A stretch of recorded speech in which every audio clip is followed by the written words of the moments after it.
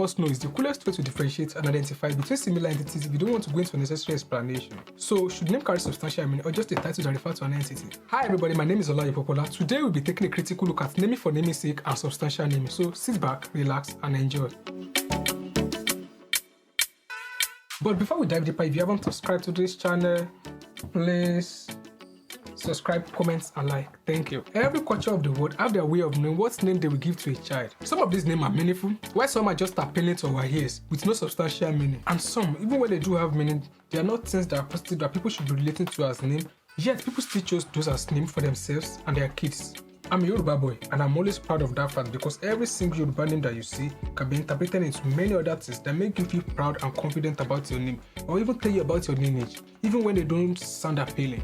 My name, for instance, my name is Popola, and that doesn't sound so appealing, especially when it's being said by a foreigner or a kid. Start hearing things like Popola, Popola, Popola, Polola, all sorts of things, you know. Yet, my name, if properly interpreted, I believe it's in the 1% of the 1% in the league of name. For me not to sound too proud, let me interpret this into English. There are two separate words that come together to form my name. The first one is Popo, which we can interpret to be an area, an environment, or a geographical location. While the second one is Ola, which is best interpreted as wealth. So these two words combined can be best interpreted as an area of abundant wealth. For example, Silicon Valley, Monaco, Venice, Banana Island. The Yoruba culture considers several factors before naming a child. And the proverb that best describes that is Ilila Awo Kato Somo Lorúkọ. That is, the lineage dictates what name a child will bear. For instance, if you are from a royal family, it is expected that your name carry the symbol of royalty, which is crown. So people from this family have names like Adeola. Ade means crown, while Ola means wealth, so crown of wealth. Another one is Olojede. If there's anyone whose family has Egungun, Egungun is masquerade, while they means to arrive. So Olojede is a person from a masquerade lineage has arrived. Complicated, right? It seems complicated because of some of the forces and emotions that are lost through translations. There are several other lineages that can influence the choices of name in Yoruba land. Names like Ayanege from a lineage of drummer, Odelade from a lineage of hunters, Ogun from a family who worship Ogun. Aside these ones, there are several other names that come from direct translation from one language or religion to another. Example is Emmanuel. The English people will say God with us, while the Yoruba people will say Oluwa pẹ̀lú mi. The Yoruba culture believe your name will either attract fortune or misfortune. But there are several other cultures who don't see name as a determinant factor for fortune or misfortune. To them, name is just a way to differentiate between persons. As such, they don't really pay attention to the meaning of a name.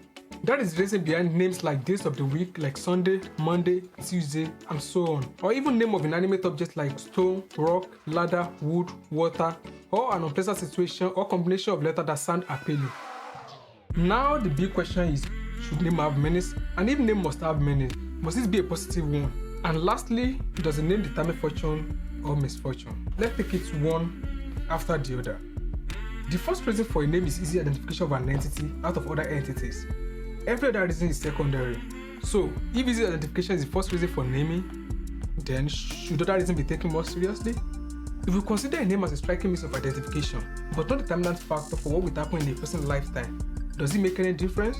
For instance, you can only have one king over a kingdom at a particular period in time. Having a royalty-related name does not make you enjoy the same privilege as the king, nor make you a king in your lifetime. Though it's an undeniable fact that people will be able to determine what culture or lineage a person belongs through the name, but it doesn't necessitate what a person will be. If you are given a name like blessing, success, good luck, and wealth, but refuse to walk on the right path, can the name alone do the work?